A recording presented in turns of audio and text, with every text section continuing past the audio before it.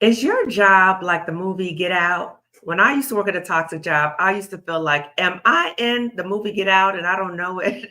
If that's the case, if you feel like, or if you've ever felt like you've been in a job where it felt like the movie Get Out, this is the place for you. We're going to talk about what that's like, what are the signs, and how do you pivot out of a situation like that? Because you might feel stuck for a number of reasons, and we'll talk about what some of those barriers might be with leaving a toxic job that feels like the movie Get Out. But I'm here to share with you, and my guest is too, that you are able to get out of a situation that is harmful for you. If you don't know me already, I'm Dr. Kamani. I'm a licensed clinical psychologist, a toxic job survivor, but more importantly, I'm a toxic job liberator for Black women. So as you come into this room, make sure that you give this video a thumbs up, because then it suggests this video to other Black women. Also, if you haven't subscribed to my channel, please do so and turn the notification bell so you know every time I go live. So I'm so happy that I have my Spelman sister with me today. So sis, if you can please introduce yourself and we'll get right into the conversation. Absolutely. Thank you for having me, my Spelman sister, Dr. Kamani. I'm so excited. I mean, and this conversation is just, unfortunately, it's very needed. Hello, everyone. I'm Shate Hayes. I am a strategist and, quite honestly, a storyteller. I spent my first career as a professional dancer, making stories come to life on live stages, and then through my career in the ed tech space and workforce development, I embedded like strategy and storytelling into the content and career programs that my teams delivered for like the thousands of professionals that we supported. And now I'm back at it, but I'm working independently. So I'm a creative who has my own independent body of work, and I help other creatives do the same thing, figure out how to strategize and organize their way to being fulfilled and free in the work that they do. So I'm excited to be talking about unfortunate, toxic workplace situations and how we can sort of navigate and hopefully liberate ourselves, like you said today. Yeah, so let me tell you how I got acquainted with Shate. And it's interesting. I see in the chat, they're like, oh, you both have on your lovely blue.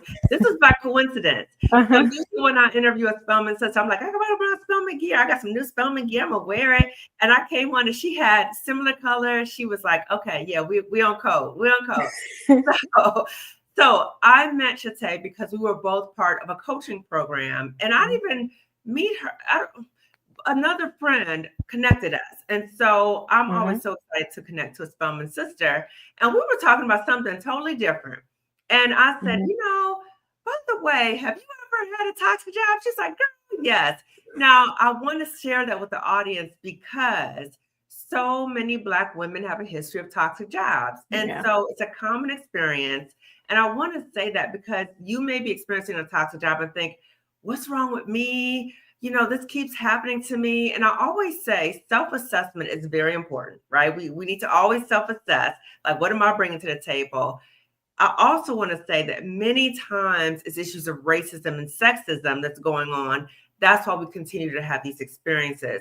So this YouTube channel is a space for us to be able to talk about our common experiences so we know that we're not alone.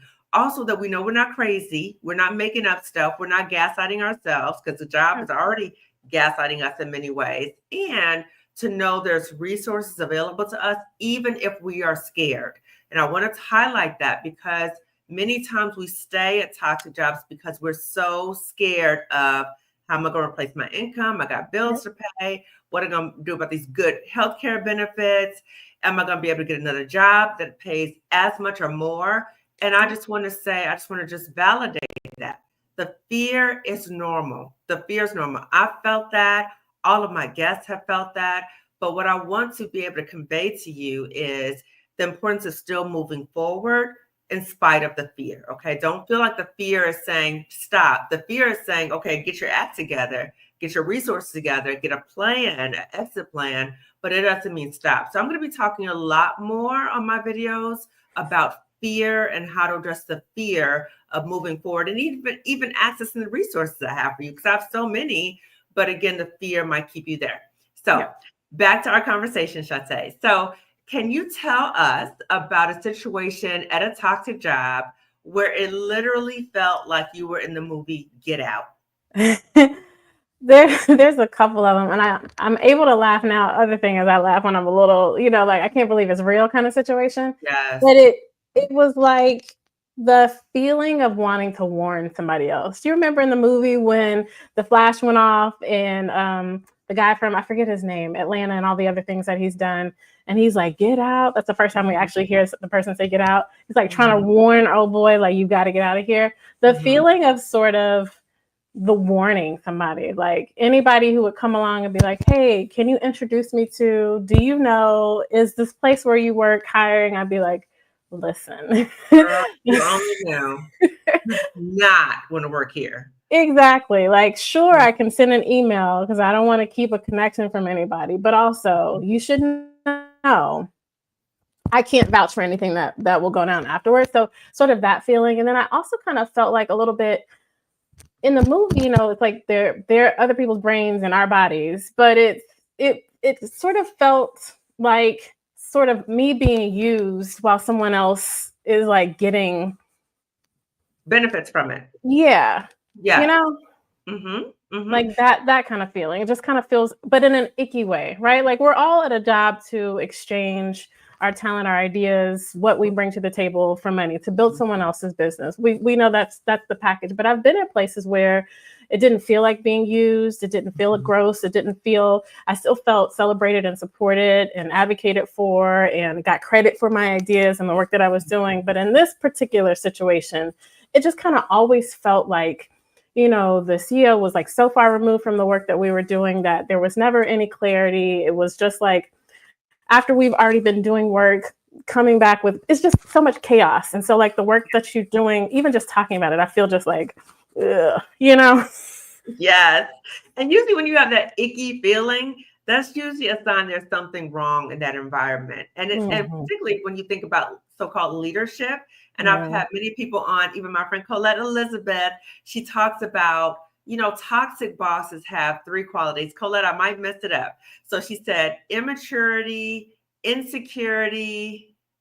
Oh my God, I forgot the other one. Colette, please put it in the chat. What are the 3 qualities of an insecure boss? Because when you're in that situation, I invite you to think about when you're in jobs or you're thinking about getting a job or you just started a job, check out the leadership or so-called leadership. And if they display qualities of insecurity, immaturity, and whatever the third one is, I'm gonna add that one, then you need to watch out, okay? And this is probably not a good environment for you. So what I really appreciate you said, Shate, is there are situations when we're in jobs where if we're all on the same page, if it feels like our opinions or our contributions are valued, like same team, okay, yeah, I'm here to share my ideas with you, okay? We're going to move forward. The problem is, and I think many of us experience this get out experience where people, they hire us because of our brilliance, but then they try to steal our brilliance, or they don't want to give credit for our brilliance, or they feel intimidated by our brilliance. And then you start having these weird dynamics like they had in the Get Out movie. So I would go to work sometimes like, what? First of all, it felt like I was back in high school and I didn't like high school. And I was like, wait a minute. Didn't I graduate from high school? Like all this gossiping and backbiting and all. Okay, thank you, Colette Elizabeth. So immature, incompetent, insecure. So if you see thank you, Colette. If you see these 3 qualities in a boss, so-called boss, you need to be mindful of that and start getting your exit plan together. So when you're in situations where there seems to be like a lot of chaos and confusion, where it seems like people are not working on the same team, where people try to steal your ideas, where people get upset when you're outshining them. When you're in these types of situations, it's like, this is not feeling right. It's not feeling right. And the other part for me, Shate, was when I was there, I did not feel like I could get out. It was like, you know, it was like this mental mind F that I started saying to myself was, oh my God, if I don't have this job, how am I going to make money? And I think a lot of Black women are stuck by that fear. So they believe that that job is the only place where they can make money. And so then it became very depressing because I felt like, wait a minute, I worked this hard to become a psychologist and they're treating me in this way horribly. But what am I going to do? Like, how do I even get out? So questioning if you could even get out. And so did you have that experience as well? No, I didn't, because I had so many people around me, because all I did was incessantly complain about it. And so there were so many people around me who were like, why are you there then? Like, move on, go somewhere else. So I had the privilege of having a network, a community of people who were like, girl, why are you still there? Why are you casting your pearls before swine? Like, go somewhere. You could do anything. You could go somewhere else. And so for me, my mind kind of trash, or the things that the limited beliefs that were sort of keeping me stuck, was like, I had been there less than a year. Like, that feels like, just not the right way to do it. That's not the kind of professional I want to be. I would like to like have a longer tenure. I want to, sort of be dependable and loyal. So I'm like sort of second guessing what I feel and need because of like this character sort of, or trying to prove myself or something around that way. And I've always been confident in my ability to find the next thing. So I think for me, and I'll just say this caveat, it is harder for me to stay somewhere where there's no alignment than it is for me to face the fear to do something else. I would rather be scared and figure it out than stay somewhere where I just feel gross and no peace and no whatever. But I was sort of like questioning myself, like, are you being flaky? Have you tried hard enough? Have you, done everything that you can do? And that was it. And I felt like, to your point about, the finances of things, I'm like, I'm a how, like, how can we make this work? Can I pull some out of my retirement? Do I have enough savings? What can I figure out? And then I also, when I started to feel that itch, I immediately started tapping into my network, like, hey, I'm trying to figure out what's next. Who can you connect me with? And so there was a whole lot of me trying to figure out how I could I could exit before I even probably made the decision to, actually, to let them know and part ways. Yeah. And what I appreciate about this conversation also is that we have different perspectives about it. However, there's some commonalities. And so I want to follow up with the commonalities that I heard, is the issue of being dependable, loyal, not being flaky, all these messages. Where do you think those messages came from for you? I mean, society, Black women, like, we hold up so much here, right? Like, we are the saviors of so many things. And it's interesting, with you being a licensed clinical, right, therapist, like, the idea of codependency comes up for me. Like, and it's not just showing up in that way. I've seen it show up in other ways in my life where I feel like I gotta save people. It's my responsibility because I'm so solution focused. Like, I took the, Strength Finders thing, and my number one strength is strategic thinking. And so it's really sort of fun and easy for me to think of ways to solve problems. And I take it a little too far because it's not my responsibility to solve everybody's problems. And so it was sort of that kind of vibe. It was like a little bit, I feel like, of like codependent behavior. Like, if I leave, then what? What does that mean? And then a little bit of like, fear of being judged. Maybe I was judging myself.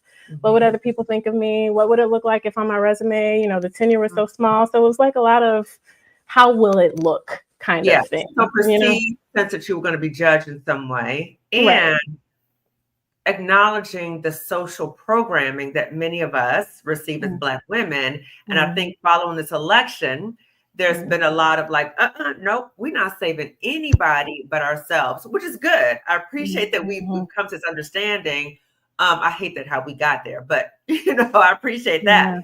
But the thing about it is that we have been brought up that we save other people, and we do whatever we can to make it work. We keep trying to find this way. We have meetings, we, problem solve. We're trying to figure out all these things, but it needs to get a certain point when it's not serving us. So we say, you know what? I'm a step back. I'm a step back. Just like what we're seeing right now post-election. The other thing is, I want to highlight a quote within our Spelman hymn, or our motto about being undaunted by the fight. Yep. And so many of us, many Black women, Spelman alum, Black women in general, that when we are confronted with a challenge, many times we work harder, right? We work harder because we've been told that that's what we do. Also, we are fighting against so many stereotypes about, Black people are lazy, which is ridiculous because we built this whole country. But Black people are this, Black people are that, and so we start even working even harder to prove that we can make this work.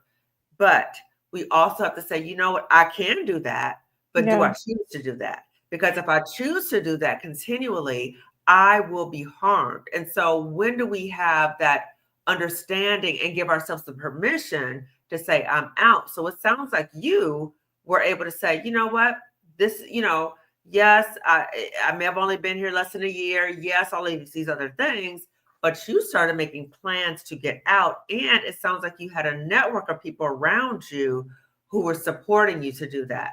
Yes. And then there's one thing I also like to clear up to your point about being undaunted by the fight.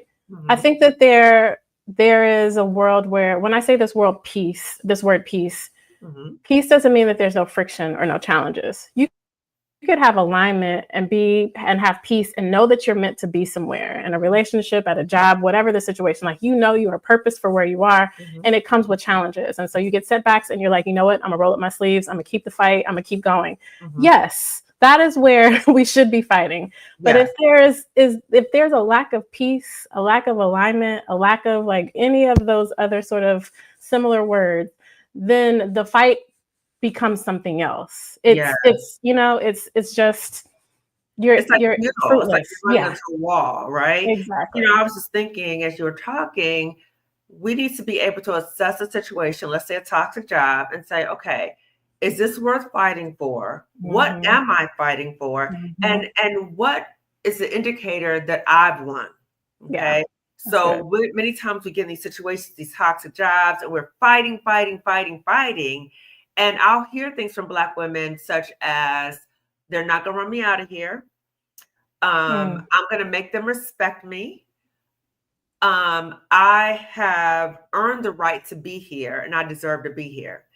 And when I hear Black women say that, that's so sad to me, because they are prioritizing how they want others to see them. Yeah. The thing is this, they're never going to respect us. They're always going to, because if you have these preconceived notions about Black people and Black women, there's nothing that you can do to make it better.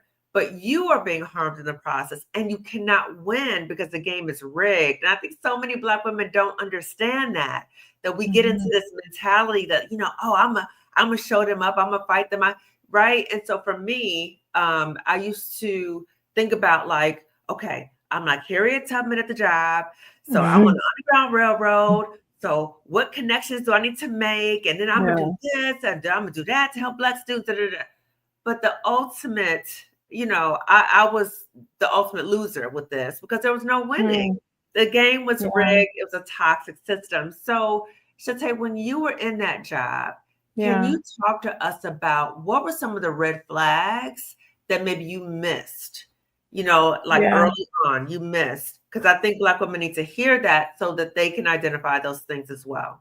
Yeah. And even before I answer that question, or maybe it's even part of the question, you keep using the word harms. And I think that's a very big thing that we need to pay attention to, a word we need to pay attention to. You can have tough days, like I said before, but if you feel fundamentally harmed by your workplace, mental harm, emotional harm, energetic, physical, any of those like harms, and I'm sure you could talk a little bit better to what harm actually is or means or looks like, then I think that's a very, very big signal.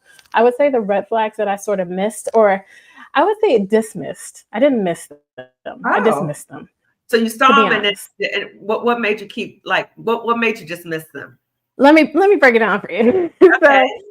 Break it down. When I was in the interview process, it was really rigorous. And as someone who in my career, being in senior leadership, I have done my share of hiring. So I know how to sort of engineer a hiring process that is rigorous, but it's not too long. It's like healthy in a way that brings out, like, you really want to see what a person is made of. This interview process felt so long and it was not rigorous in sort of a healthy, let me see what I can do kind of way. It was just kind of like almost a sign of what it was. It was a very clear sign of the working conditions of the whole organization. And at the time, the reason I say I dismissed it is I was like talking to my mentor and I was like, everybody seems really, really smart. I feel like I'll be challenged there. And I sort of was breaking down the culture, the process that I had been through. And I was like, but I guess challenge is a good thing. Like I should want to be challenged, right? So I sort of dismissed it as like, this type of being challenged in this way is probably a healthy thing. That was Oh, one thing. so you saw the dysfunction and you tried to make it healthy. Okay. Exactly. Uh-huh. Exactly. And then the other thing was, and I can probably tell you why too, we processing what I meant there. The other thing was, if I was being honest with myself, and hindsight is 2020, I had felt the nudging between the job I had come from to this one, and so part of the why was like I wanted this higher title. I wanted to be able to have this title on my resume. But I also was already feeling a nudging, like it's time for you to go back out on your own. But that is where fear came in. I was like, I haven't had enough time. I kind of want to do a little bit more. I kind of want to have a little bit more. Like I sort of talked myself into, dismissed the things that I felt actually within me, and just went for it anyways. And I like to say, even going back to the fact that I've done a lot of hiring, even when I would coach my teams, like I would bring them in on the process and like give the candidates in the final round, I would say, if there's anything that is not a hell yes, then that's not what we're doing. We're not taking just yeses. We need the person to be a hell yes. And being on the other side of that, if I'm being honest with myself, that opportunity wasn't a hell yes for me. It was a yeah. And then I got there and it was like, oh, snap. And two, I think when you have to convince yourself, like, okay, this is a good opportunity. Can you talk about something or elaborate on what you said about you wanted the title on your resume? Do that. Why did you put that title on your resume?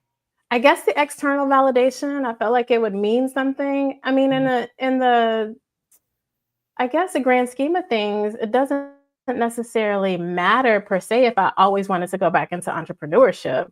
But I just felt like knowing that I wanted to work with corporate clients, for example, to be able to say that I had this specific title in senior leadership felt like it would warrant more credibility, right, for my future aspirations, which actually it's pretty strategic. It's not, it's not wrong. But I wonder if I could have gotten that title, but in a better situation. But then, I don't want to get all woo-woo. Like, then maybe I wouldn't be doing what I'm doing right now. Like, it would have, what I'm supposed to be doing could have been delayed, by that. Right. So everything works out the way it's supposed to. But I definitely acknowledge that I dismissed those inner nudgings early on. Okay. Yeah. So the part about external validation. So when we're at jobs, and I wanted to kind of really focus in on that because some Black women, their identity becomes fused with their job title. So like when you meet them, that's like one of the first few things they tell you is what their job title is or what their job is. So they talk about their job a lot in social situations. So there's not a distinction and the job defines them. So now they're always seeking external validation. And when you're always seeking external validation, particularly when you're in a racist, sexist society, that's dangerous because now they can manipulate you, they can exploit you, they can do all those things because you're always looking at, can you prove that I'm worthy? Can you prove that I'm worthy? So you recognize that, which is good. The other thing is you talked about, I wanted this title because there was other things I wanted to do. And that can work to your benefit. Like you said, strategically, it can work to your benefit. If we get a job and say, okay, I'm getting this job for this title. I'm clear about this.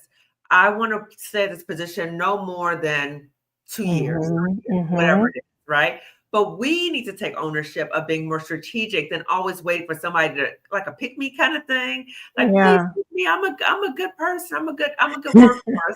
I'm a good workhorse, right? So you said, okay. So all these things happen. And I want to go back to something you said, actually. You said harm. So you wanted me to elaborate on harms that Black women in the workplace. So harms could be physically. So, and I want to quote Stephanie Perry, who says, we may many times say our job is a good job, but our job is a means to an end. It's not the be all end all. We need to have work-life balance. And if you are at a job that is harming you in some way, physically, psychologically, emotionally, spiritually, that's not a good job. If you're accessing your healthcare benefits, those good benefits, because a job is making you sick, that's not a good job. So some of the things that you might see are physical symptoms, like a change. So you might notice for yourself, like you're gaining weight, you're losing weight, you're having difficulty sleeping, you're waking up in the middle of the night, you're processing what happened at the job. You're saying, oh, I wish I could have told so-and-so this, and this, okay?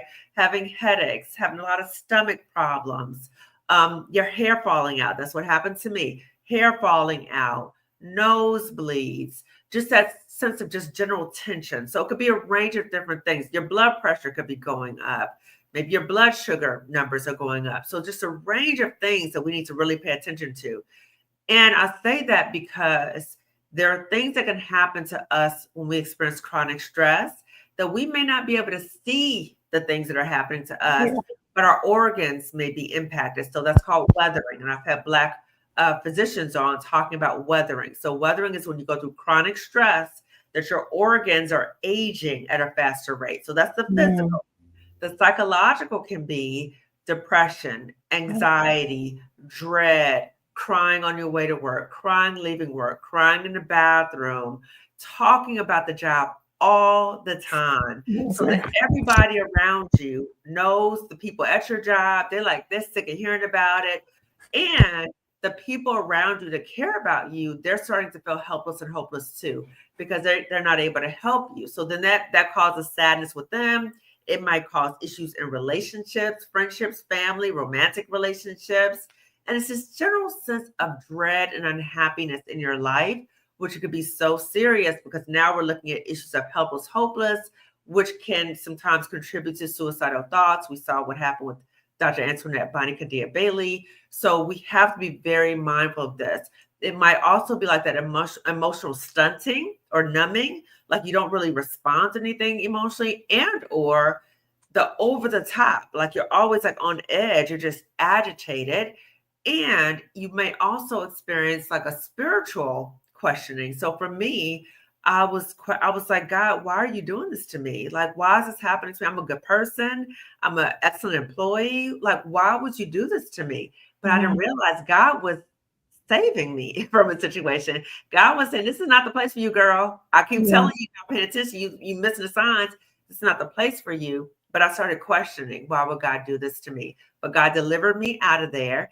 And my fabulous Black woman therapist said to me that was a rescue mission from God. God was saying, girl, you got to go. But I wasn't paying attention. So for us as Black women, the importance of paying attention to the signs. So can you walk us through when you realize this is not the place for me, right? How did you start planning to get out? What did you do?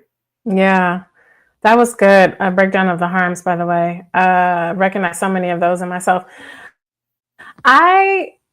My first thought was to tap into my network. And so that is, like I said, I was working in workforce development. And so I spent, 6+ years helping other adults pivot, change careers, figure out their next step. So I know all the best practices in terms of like getting to the next thing. And a lot of people think that it's like, oh, let me go brush up my resume and like start applying to things. And that's actually like not an effective way to do it. I immediately started tapping into the people that I know and saying, hey, this is what I'm thinking about. Is there someone that I can have a conversation with? And so I just started having conversations. I may have during that time applied to like 2 jobs, maybe 3, if any. And I just relied on having the conversations, and I was listening in for what problems people were trying to solve. And then I actually had decided to give myself permission to go ahead and pursue the entrepreneurial dream so that I wouldn't get back into another situation where I was just like, I didn't need to be there in the first place. And so I actually just networked my way to my first contracts, and then I gave notice. Okay. So let's talk a little bit about, and that part about our networks is so important because relationships, connections, you never know who knows what. And when I talk about being at that toxic job, I met a lot of fabulous people. And the fact that my connections with them helped me get other things outside the job. So sometimes things are not all bad. So think about what are the things you can benefit from at that job, but also our connections, our networks. Can you specify a little bit about how do we identify within our networks who are the people that maybe would be good for us to follow up with? And what would that conversation look like? Like, so if you're interested in positions, what would you suggest about how to even say that to people in your network? Yeah, that's a really good question. There are a couple of pockets of people that I think of. I immediately thought first of mentors. So there was someone actually who was a boss at my previous job who we're still friends and mentors to this day, and we were keeping in touch, and had always been an advocate for me, even as the leader of my department. And so I reached out to her first and was like, "This is what I'm going through. This is what I'm thinking about. You know anyone?" And she immediately was like, "Oh, I'll send an email to this person, and this person." That's an easy, I think, approach or a person to tap. Then also think about work that you would like to do. So it's important that when you're planning to leave, and I really want to stress this, try not to, as much as possible, be running from something. So if your only aim is to be running from your job, it is likely that you will run out of the frying pan into the fire, and you will just go and you'll take the first thing, anything to escape this job, and then you'll get in the next one and you'll be like, oh snap, this sucks too. Yeah. Yeah. So when you're thinking of people to network with, think about what you actually want to be doing. What type of work do you want to be doing? What type of organizations do you want to be working with? What type of lifestyle? And then start to target those connections. Maybe you start to have conversations with someone who works at an organization you like, and you're like, tell me more about your company, what y'all do, are you all hiring, right? Is there anyone else you think I can talk to? Those types of things. Organization for me, in terms of what ended up being a client contract, was there was this organization that I had my eye on, and probably a year or so before, and I was eyeing them for like a full-time job to be an FTE. But it turned out that we had really great rapport, but there was nothing that was coming available. So I just reached back out and was like, hey, what's going on now? What are y'all up to? And had a conversation, listened for the problems that they were trying to solve. They were still not looking for an FTE, but it turns out that they were open to hiring independent contractor or consultant. And I was like, that's actually perfect, because I'm trying to go back out, on my own. And so it really is listening, one, the folks closest to you, and then two, think about what you really want to be doing and try to find connections in those areas. And possibly circle back to previous opportunities and see if there are things that might be available. Now, you said that just brushing up your resume may not be that helpful. Can you elaborate on that too? What I meant by that is, like, a lot of people think, okay, I'm looking again, let me just update my resume and then start doing a bunch of cold applications. That's just not an effective job search strategy. Sure, it could supplement what you're doing, but the most effective job search strategy is actually networking. It's because so many opportunities aren't even posted on boards. And so it really is about like what your folks know. And even if there is an opportunity that's posted on a board, someone could like get your resume to a hiring manager, which just makes you stand out. And, let's be honest, the job market these days is like really bananas. If you look at how many tech companies alone have done all these layoffs, we see what's happening to all the DEI jobs. We see like technology is like disrupting it. So there's whole pockets of job families that are going away, and we're waiting to see what's going to come up. And so like that is very disruptive to, like, it's taking very qualified candidates like 6-9 months to find new work. Right. Yeah. And so when back in the day, it took like what, months, maybe 2, if you were, like if there was just something wrong. And so, you just have to be way more strategic with your approach than just applying online to job boards. Strategically network, ask, explore, circle back to previous opportunities. So in light of what's happened post-election, and many of us have concerns about what this is going to look like. And I'm wondering if Black women who really may not like their job, they may feel just miserable, experiencing harm at the job, but they're saying, I don't know what's going to happen after this person takes office. I'd rather stay with the devil I know than the devil I don't know. The job market's not good right now. What would you say to her if she's saying something like that to herself? Yeah, I know it's an extreme privilege to even speak this way, but that's just like deficit thinking, to be honest. Like, that's fear-based thinking. It's all true. It's all valid. Like, we have responsibilities, we got bills, maybe we're taking care of loved ones. It's all very, very valid, but it is not a reason to keep you stuck in a situation that you are not purposed for, or where you're, like, feeling harmed. And so it doesn't mean leave immediately. That doesn't mean go put in your notice and walk away. But it should not, or I hope it does not, stop you from at least planning to get out in a way that works for you. And so planning, exactly. And then even not just the planning, I think that we could have a tendency when doors aren't opening, we're not getting interviews, we're not feeling like we're making progress, where we use that as confirmation bias to be like, oh, see, I should just stay here. I can't, Right. and it's not like we literally can have whatever life we imagine for ourselves, regardless of what the circumstances are. Doesn't mean that it will be without challenges, it will be without pain, but we can still have it and work towards it. And so it's really about giving yourself permission to do that thing, and then just trying to figure out, stay open and creative to the how. It might not happen the way that you think it should or would, but stay open and creative to the how. And there's more than one way to get to any destination. So it's sort of that. Yeah. It's so true. It's so true. So the importance of planning, and I always say to Black women, I have never said on my channel, just up and leave that job, girl. It's okay. I've never, ever said that. I've never said that. Yeah. What I have said to Black women is, when you start recognizing these signs, you're paying attention to yourself, you look at the environment, the writing's on the wall, start making your plans.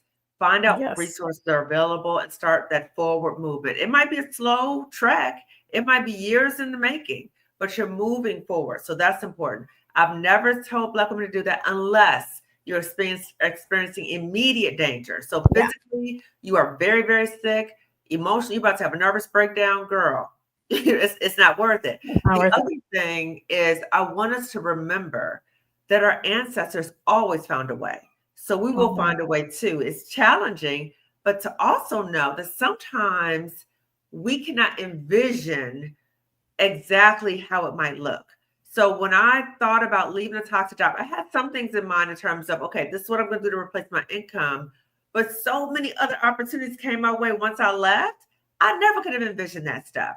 So it's also knowing, okay, I'm going to do this to replace my income. But what are the other things I'm kind of open to and exploring what else is out there for me?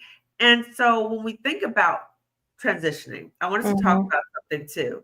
So when you leave one toxic job, you talked about the danger of going to another toxic job. And I think a big part of that is when we start healing. So we leave that one toxic job, because you're not going to heal at the job you still is beating you down. But once you leave that job, when you start healing, I think you might be less likely to end up in another toxic job, because you're aware of, okay, these are the toxic signs maybe I missed before, or that I tried to convince myself out of. Right? These are the things that I experienced. So you're in a different place. You're not taking all that garbage to the next job. So I'll talk about how to heal once you leave the toxic job, but it's an ongoing process. I'm still healing. Okay. But what kind of things would you say that you had to heal, or that you had to go through a healing process before you ended up in your next professional opportunity? I think for me, it was a lot of internal work that was already happening. And I've learned that, and maybe this is the case for everybody, like whatever I'm grappling with in my own personal life, it really does show up in every other area of my life as well. That's why I believe like the relationship with ourselves is the most important one, because it'll show up in all things.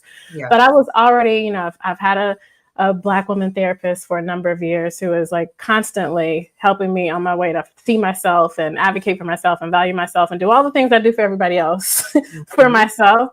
And, along with all of my sort of other self-care practice, journaling, acupuncture, like whatever it is that I do, meditation, walking, all those things. And so I don't know if it was so much of a healing as much of it was a choice to set myself free. And I after I actually left, because I worked up until the very last second that I was on that job, I did my part to sort of give all the information I had, to tie up all the loose ends, to give every contact, and to like leave all of the work running, right? I wanted to leave it, even though I did not like it there. I wanted to leave it better off than it was when I got there. So I did all of that. So I didn't have a moment, I feel like, to really intentionally heal before I left. But afterwards, it just so happened that I was going on a friend's birthday trip, literally like the day after my last day. And I used some of that time, such divine timing, to sort of like start to breathe again, to decompress, to just to be without feeling so wound up and anxious and exhausted and, out of sorts all the time. So for me, it started after I was gone. Absolutely. Yeah, yeah. So getting rest. And then when you're Mhm. away, when you're out of the fire, you have a different perspective, right? Yeah. So you're able to say, okay, what is it that I really want? What does this look like? And so that was a process you went through when you left and you had a little bit of time away from that situation. Okay. Right. Now, did you experience fears, any fears in relation to pivoting out of that job? No, and it's probably because I've done much pivoting through my life. I heard, in the intro, I talked about in my first career, I spent like over a decade, 12 plus years as a professional dancer. And then I, had this other career between there. So even though pivots, transitions come with their like wilderness season, and those are not ever a lot of fun, I'm experienced in it. And so the transition doesn't scare me because I always know on the other side of sort of that, the middle phase where you're not quite what you used to be and not quite what you're becoming. On the other side of that, once you become, is really powerful. So the fear for me wasn't actually doing it. It's sort of all of the other mindset stuff that comes along with the transition, like sort of second guessing yourself. Did I do it too soon? Should I have done something more? Like, like just kind of all of these little, the way you're, what do you call those things? Those intrusive thoughts, just kind of, Yeah. yeah. Yes, yes, yes. Okay. So it's interesting because you did not experience many fears leaving. I'm wondering if you had experienced fears about, and I'm going to quote Angela Kano, who said she was more fearful of who she may have become if she stayed, because she was starting to become somebody like, who am I? And I know that happened to me too. But I'm wondering, when you were there, what did you notice? Like, what harms did you experience when you were there? The signs that this is not okay for me. And maybe that was the bigger fear of, this might continue to happen to me if I stay there. So let's take a little step back about when you were there. How did it impact you? Yeah, that is always my fear. I am more afraid of what my life will be, who I will be if I stay in the gross thing. That is always my fear. Instead of being like liberated by the next season. What harm and sort of the mindsets and the things I was kind of dealing with while I was there, it was just unrest. It was just no psychological safety. It was impacting my relationships. I was just always talking about it, always annoyed by it. Like friends come in town. Somebody, I had a roommate from when I was living in LA and they came in town. I literally haven't seen him in 20 years. And I spent the bulk of our conversation talking about how much I hate this job. So like that's not good. That's not good at all. Right. And it was just like, I started to notice around this time, it's kind of hard to tell if it was, I'm going to say it was probably this job. This is when I started to really have like sleeping problems, like back problems. I wasn't sleeping well. My mind wouldn't turn off. No matter how much acupuncture I did, I never quite felt, like adjusted. I have since learned that, it probably needed to see a chiropractor before then, but it was just like sort of an angst and an unrest that would never go away. And then obviously by Saturday night, people have Monday dreads on Sunday. By Saturday, the end of Saturday, I was like, oh my God. Oh, Saturday. Oh, I gotta go back here. Ooh. So I wasn't happy, but not in a fleeting emotional kind of way. Even thinking about it just makes me feel like gross. Yeah. It's like, I can even remember, like, I might see something, I might hear something, and it reminds me of how miserable I was. And it's so interesting that now on Sundays, I always am like, I feel really good today. Like, it always like a big thing, because Sundays, I used to dread Sundays. The Sunday scaries, 5 o'clock Sunday. Oh my gosh, it was terrible. So for me now, I do a live Sunday live, right? Because I'm like, yes, reclaim it. Yes. Other Black women, and we talking about liberation at a time a few years ago. It was the worst day of the week. Absolutely. Yeah. So for you start recognizing those things, and I was like, maybe I need to start leaving. Okay. And I love that you gave a shout out to therapy, and particularly Black women therapists. I'm Black Listen, I love that. Yes. God in therapy, God in therapy. That's the only way I'm here. So tell us a little bit about that. Tell us about God in therapy, because there's some of us who will say, I'm just gonna pray it away. I'm not a good Christian if I go see a therapist. Talk a little bit about that. Baby, it's the same. That's a whole other conversation. The same way that you would not just pray away a gunshot wound, a flu, or any other medical, a ruptured appendix, like you have to seek medical attention for those things. And there are real emotional, mental challenges, situations, life circumstances that warrant a professional. And Mhm. a lot of times, to be honest, talking with a therapist so that they can hold the mirror up to you, sort of show you the connections between your past and what things you're probably stuck in that you don't recognize, gives you the language to pray. Like, now that you have a thing that you weren't aware of. I wasn't even aware how much anxiety I had. But within the first session, she was like, girl, so now I know how to maybe seek strict scriptures that are about, being anxious for nothing and peace of God, right? So I know how to pray differently now that I know exactly what it is that I'm grappling with and what language I have for it. And so I believe that strongly that they work in tandem, right? I would not dare just only do therapy, because there's a whole deep-rooted spiritual, something bigger than me here that I want to tap into. Mm-hmm. But then also, I got to be wise enough. I mean, God created therapists and this whole practice. It's not make believe. And so why would I not use the wisdom and tap into that as well? So I believe strongly that you need both of them. Yes, that both and perspective is so Yeah. important. And I Yeah. know we all know that hindsight is 2020, but if you were able to go back to your previous self back then when you were at that toxic job, Yeah. what advice would you give the younger you? Yeah. Don't settle. When I was dismissing those signs early on, I didn't have to make that choice. So I would, again, this idea of trust was coming up a lot for me, and has, the past couple of years. But trust yourself. Don't settle. Find another way. Find another way. What again? Find another way. If this is the title that I was after, find another way. Yeah. Okay. So tell us, what did you pivot to? So you left that situation like, this is not the place for me. So tell us, how did you pivot and what did you pivot to?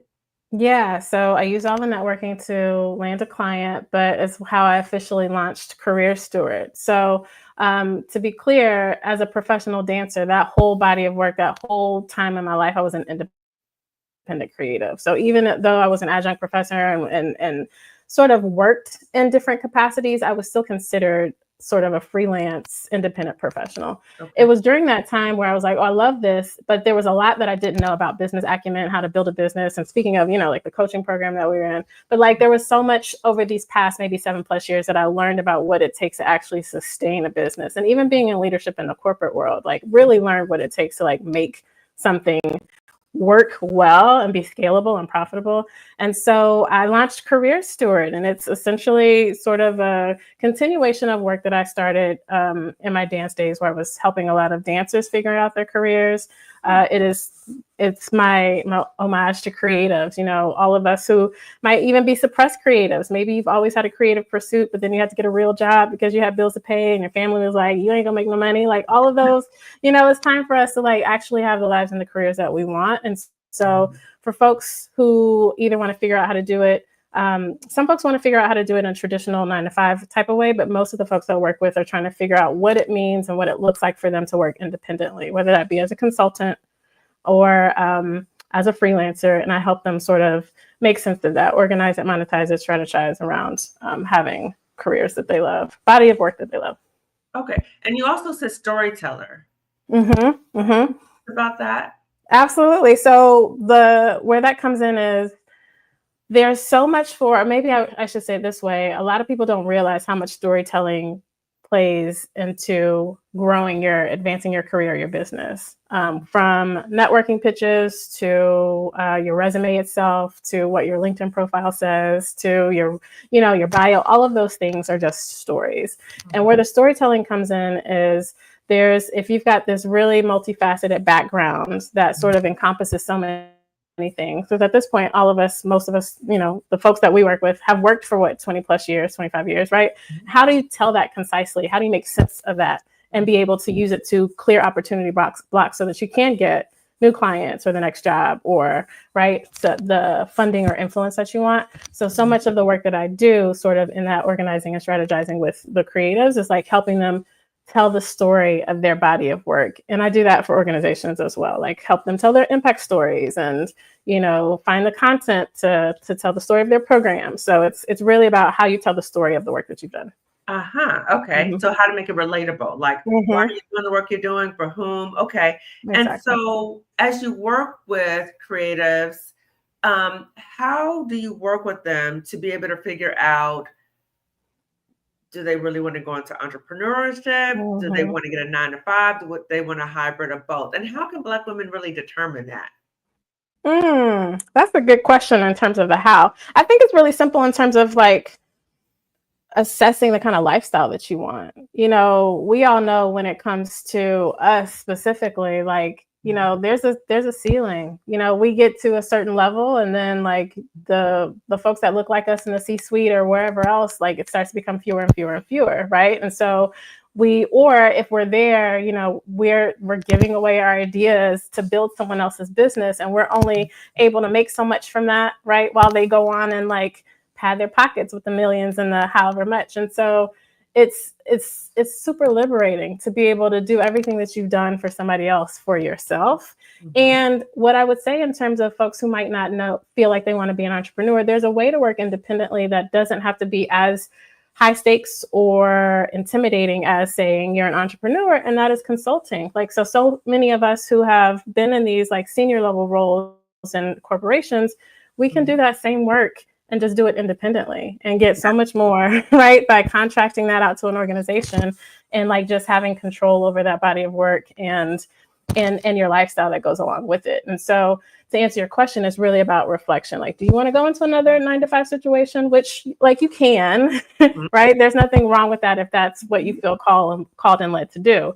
And I just would want people to know, Black women especially, that there is another way. Like that's not the only way. You can go full on business and build something that lives beyond you, or you can do a hybrid and consult and offer your services in a way that works. There's so many different options, basically, right? Okay. So as we're winding down, if there's a Black woman watching our discussion right now, and she is just feeling like her job is like the movie Get Out. She is like, oh my God, I cannot stand this place. I can't stand it. But I'm staying because I'm gonna try to stick it out, or I'm gonna stay because the political climate, like I don't know what, or I deserve to be here. If she's saying anything like that, and her life feels like her job feels like the movie Get Out, and let's say not only she's experiencing Sunday scaries, she's experiencing weekend scaries. Oh God. What would you say to her? What words of support would you offer to her? Oh my goodness. I would be like, sis, we need a cocktail, first of all. There's more to be said than I could say probably in a couple of lines right now. But it really is, I would implore you to think about like what it's costing you, right? You've said before in terms of how harm shows up in our body, but there are a couple of articles that I'll mention that I don't think people talk enough about in terms of what it costs you when you hate your job, right? You've mentioned already the physical impact of that. And so there's an article, I think, in the Huffington Post that sort of echoes that, like all the things that you listed, when you hate your job, it's costing you that. It's literally taking years off of your life. And then there's another article in Business Insider that says people who love their jobs get rich quicker. Like they accumulate more money and they do it faster than people who don't love their jobs. And so when you hate your job, it is literally costing you your generational health and your generational wealth. Ooh. And so it matters. Like you staying somewhere that is doing you harm. Like what if it takes you out? Like what if all of this harm costs you your life? Like, is it worth it? Is it worth it? And I would just really just implore you to please give yourself permission to find another way, to figure out how to get out, because it's costing you dearly. Yeah, I just want to add to that. So it may be impacting not only the length of your life, so the quantity, but also the quality of your life. If oh God, I just remember waking up every weekday in dread.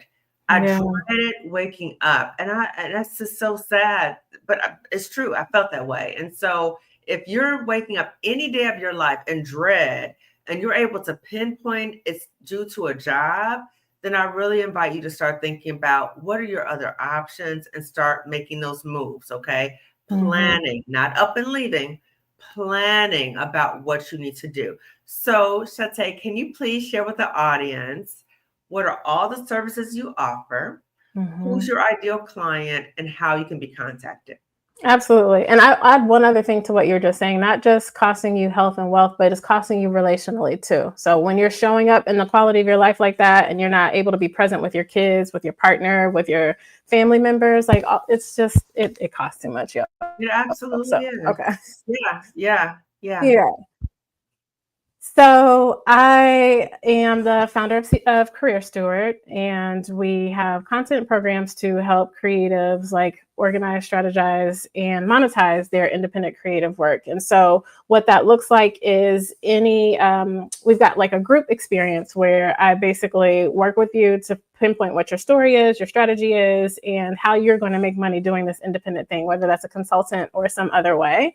And you can find, I've got resources at lightmycareermatch.com. What you'll find there is a good starting place for folks who want to do some reflection, who are ready to do something else, but they don't know what the next else is, like what the more is. It's a really cool tool called the Multi-Hyphenates Manifesto, where you can sort of do some of that self-reflection. And there's also a link there to my Need a Creative LinkedIn group, where, I'm trying to connect more creatives with organizations who might want to contract them and hire them. So all of that is at lightmycareermatch.com, and then you'll be plugged into me. I'm on LinkedIn too, if you want to connect there. I'm always on LinkedIn. So yeah. And I have all her information description section. Okay. So check it out on YouTube. Okay. So before we finish, I want to read our community chat. Season's greetings, dear sisters. Season's greetings. Hello, everyone. You both got the memo right, the sweater. Thank you again, Colette Elizabeth. So I'm going to put this on the screen. If your so-called leader exhibits any of these traits, so Colette Elizabeth was in senior leadership, and she has talked about how she has seen this over the course of her career, which has been decades, okay? So a boss who is immature, incompetent, insecure. So what you often see is they will project their incompetence and they will project their insecurities onto you. But if you're secure in yourself and you know your worth, you'd be like, wait a minute, that's your stuff. That's your stuff. Okay. So that's something to really look out for, like a get out situation. If you notice that within your so-called boss. Okay. Ditto, so much baggage we put on our backs. Yes. So much baggage that are put upon us as well as Black women. And we're saying now, after this election, we're like, no. We're centering ourselves to release the baggage, okay? With Bag Lady, Erykah Badu, we're going to release that, okay?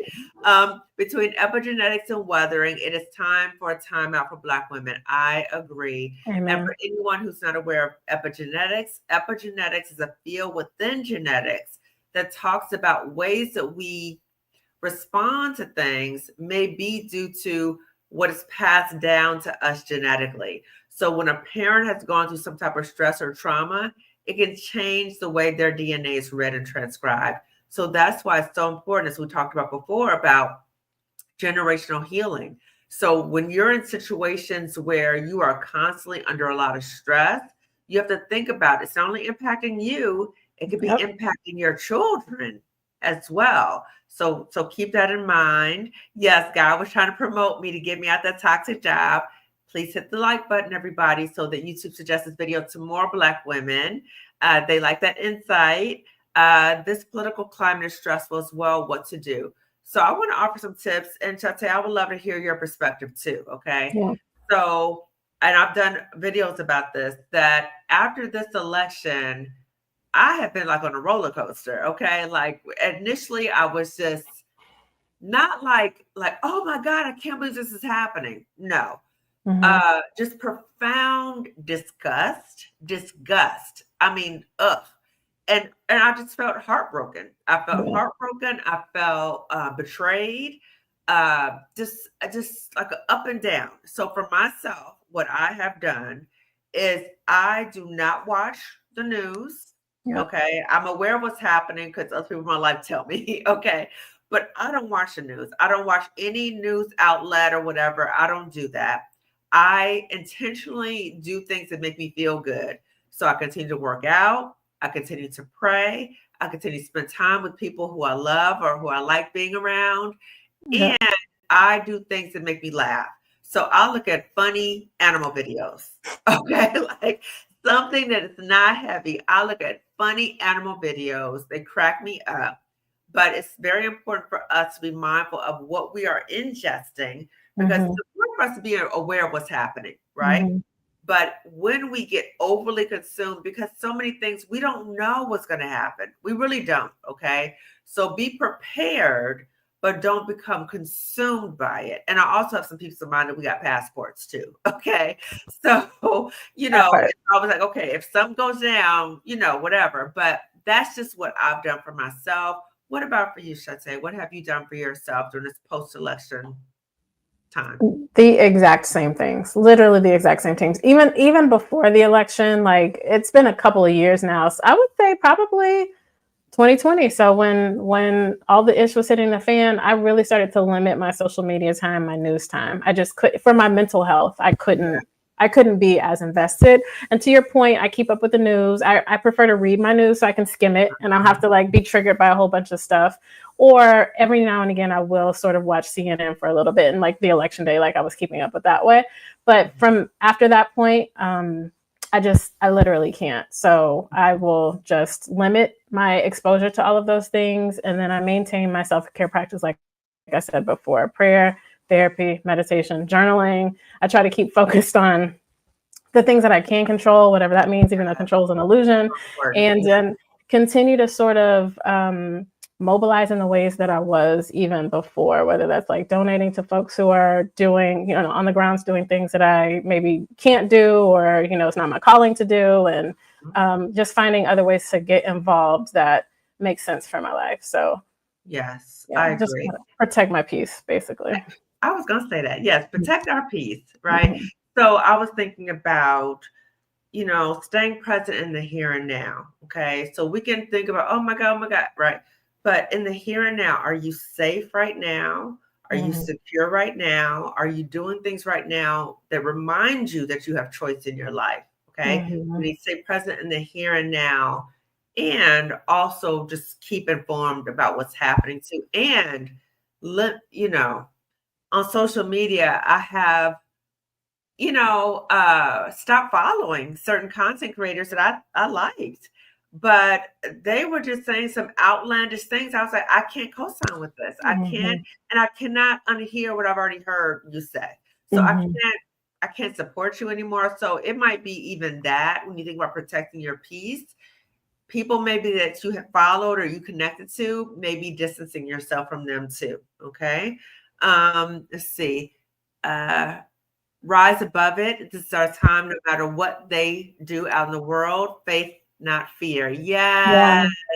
Yes. I think, Carolyn, when you were on before, you talked about, I had a panel on Black women healers, and Carolyn talked about, and I've been doing this too, breathe in faith Right and out breathe there. out fear. That's Okay. good. To kind of keep you grounded. Okay. So I've actually been doing that. Okay. Hey, chat group. I gave my notice on Friday. Yay. Hey, congratulations. Listen, and I start a new job tomorrow. Oh my God, girl, that's amazing. Ooh, listen to this. I went to a clinic and my blood pressure was 210 over 104. Oh my gosh. Mm-mm. That is so scary. That is Mhm. so scary. I'm so glad that you looked at the source of the problem, right? You're like, it's this job, okay? You pivoted out and you're prioritizing your health. I love that. That's excellent. Well, that's high. Thank God you're okay. Yes, both and for sure. Blessed and peace on your new job. I love how we support each other. I love Mhm. it. They like your name, career steward, like a Thank you. union steward. Yes. Tell us how you came up with that name. Well, I'm so glad you asked because I love telling the story. So you can hear my faith is very important to me, and I often do a lot of sort of talking about. It's just something that's always been a part of my life about being a good steward of the things that you have, right? And so I was like, oh, I would love to help people be a good steward of their calling, of their career, of the thing that they feel most purposed for. And so that is how Career Steward came to be. Like, how can we be good stewards of our careers? Yeah. Beautiful. I love it. I love it. Oh, goodness. Okay. Great conversation, ladies. Thank you. Thank you, Colette Elizabeth. Oh my God. I walk in Monday morning and ask, is it Friday yet? Shaking my head. Oh. Oh my God. Okay. So that's an example of what I'm talking about. So you probably were like me, where like each day, each work day, it was that sense of dread, like, oh my God. Oh my Mhm. God. And so I just don't want you to live a life like that. I Mhm. just, it's just not, life is short. And Yep. I want you to be able to value your life and not like want to just fast track your life because of this terrible job. Okay. You have options, sis. I'm telling you, you do. Even if it may not feel like it, even though if you feel like you have the fear, there are ways to move through the fear. One is therapy, Yep. the other is coaching. The other is I have resources for you, sis. Okay. So just follow through with those things. Exclusion on my way to entrepreneurship. Yes, I love it. I love it. Okay. Yes. Congratulations, everyone. And thank you so much, everyone, for watching today. And I just want to encourage all of us to do whatever we need to do to protect our peace, stay present in the here and now, as I said before, and I'm borrowing this from Carolyn. Breathe in faith and breathe out fear. Okay. We need to stay healthy because the one thing we don't want that this situation to happen to us is that it causes so much stress that we become unhealthy. So now it's stolen our health, it's Yep. stolen our dreams, it's stolen our joy. You are not going to have that much power. You're not going to do that. Mhm. Okay. So we need to reclaim that for ourselves, center ourselves, prioritize ourselves. We need to be healthy. And if we're in a situation, a job that feels like the movie Get Out, that is a telltale sign that's not a healthy environment for you. Okay. Mhm. Thank you for all your input soon. I hope to step out on faith to something new. Good, good, good, good. And I hope that you know, every Black woman is watching this. This community is to help support and uplift you. So even if we're not with you, even if I'm not with you, maybe if I don't even know you personally, I want the best for you. I'm rooting for you. I'm supporting you from afar, and I have resources to help you. Okay. So as we're winding down, everyone, again, give this video a thumbs up. Share this video with at least 2 other Black women because you know what? As I am in this journey, I'm on a mission. I'm channeling Harriet now, but on my own terms. And as Yeah. I'm helping to liberate other Black women, I am really ushering in a movement to help Black women liberate ourselves from toxic jobs. So you are part. If you are watching this video right now, you're part of the community too, okay? And you can help other Black women. You can help other Black women by supporting her, pouring into her, and sharing this video with at least 2 other Black women, okay? So subscribe to my channel, and I will see you later. Any last words, Shante? No, this has been such a pleasure. I mean, and I'm just sending love and light to all the ladies who are still trying to work their way to the courage to set themselves free into the plan. And then I am celebrating everyone who has already made the leap, the transition into something more healthy and peaceful and joyful and hopefully blissful. And yeah, I'm rooting for everybody, always rooting for you too, sis. So thank you for Thank having you. me. Oh, I got to ask you this one last question. Yeah. Do you regret leaving a toxic job? No, not at all. Not at all, honey. Yes, Uh-uh. girl. No. Yeah. Okay, so listen, everybody watching my channel, I'm telling you, every Black woman I've interviewed who's ever been in a toxic job, they have never regretted leaving the toxic job. Once you leave the toxic job, life is much better after. It is a journey.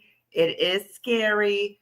Don't let the fear take control. Mm-mm. I have to quote a woman that I heard today. Oh my God, and I wrote down her name, but she talked about don't let fear. She said she gave fear the keys to her. What is she? Deandra said, and in my YouTube Success Society with Stephanie Perry class today, she said she gave fear the keys, Mm. and now fear won't get her keys back. Mm. Okay. you can get the keys back from fear, even though it feels like fear got the keys. Okay. Take the keys back and walk through, get the resources you need or whatever is available to you so you can get your key back from the fear. Okay. Because the fear will keep you in spaces that is not healthy for you. Okay. So, everyone, again, thank you so much for watching, and I will see you later. Take care, everyone. Bye.